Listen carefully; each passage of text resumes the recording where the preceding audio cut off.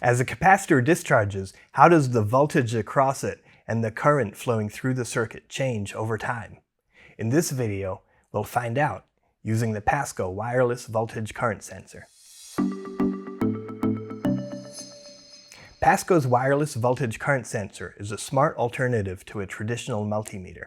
It can be used alone with its built-in display for quick readings, or connected to a computer or other device to record and graph data.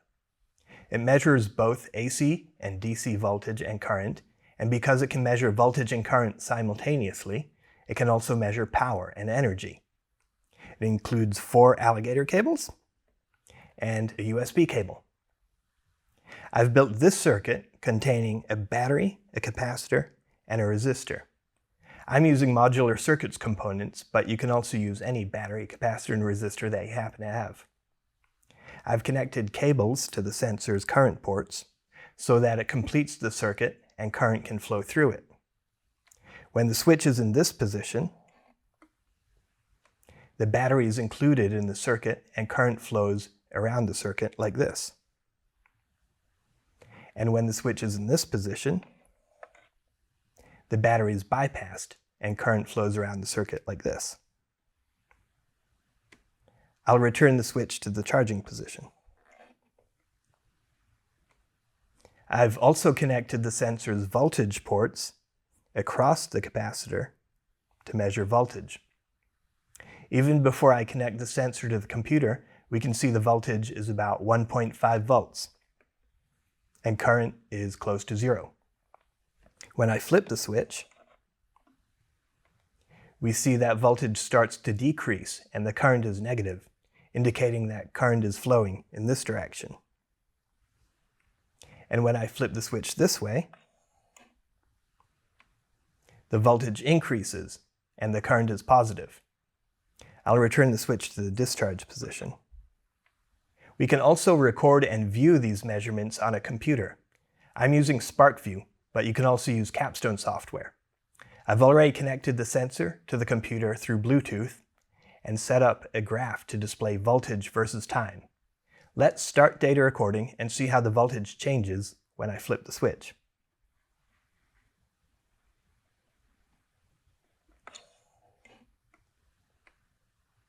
You can see the capacitor charging up to the same voltage as the battery, and when I flip the switch the other way, it discharges. I'll return the switch to the charging position and stop data recording. Let's suppose we want to find the curve fit for this part of the data, where the capacitor is discharging through the resistor. It will be easier if we only see the discharging data, so I'll delete this run.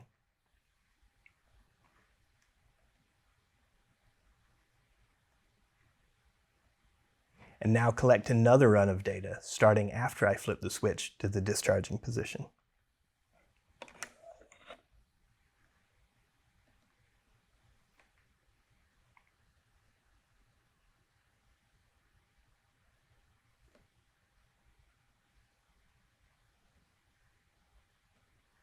In theory, we would expect this to be an exponential decay, and we can select a natural exponent fit to show that it is.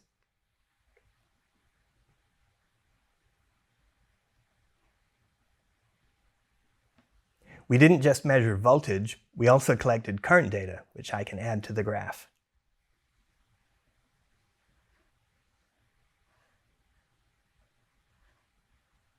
And we can add another curve fit to show that this is also an exponential curve.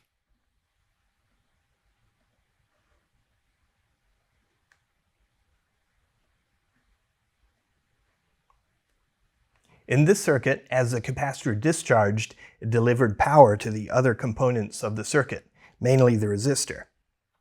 On a new page, let's look at a graph of power.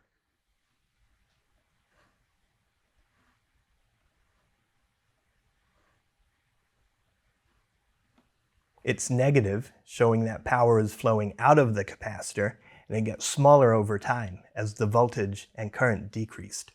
If we're curious about the total energy dissipated by the circuit over time, we can find the area between the curve and the axis.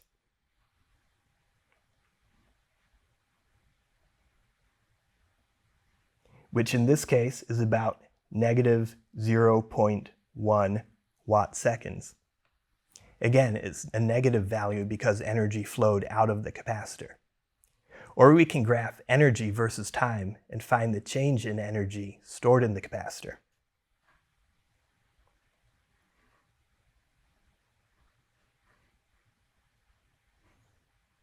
And we find the total change in energy was the same value, negative 0.1 joules.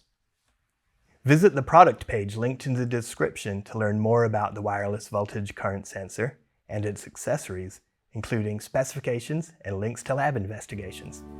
Thanks for watching.